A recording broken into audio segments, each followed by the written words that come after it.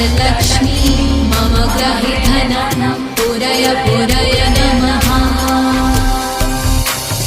ॐ ह्रीं श्रीं क्लीं श्रीं कुबेराय अष्टलक्ष्मी मम ग्रहे धनं पुरय पुरय नमः।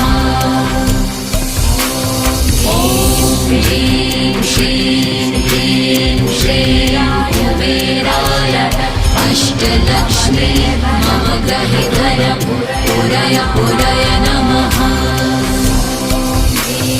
ॐ ह्रीं श्रीं क्लीं श्रीं कुबेराय अष्टलक्ष्मी मम ग्रहे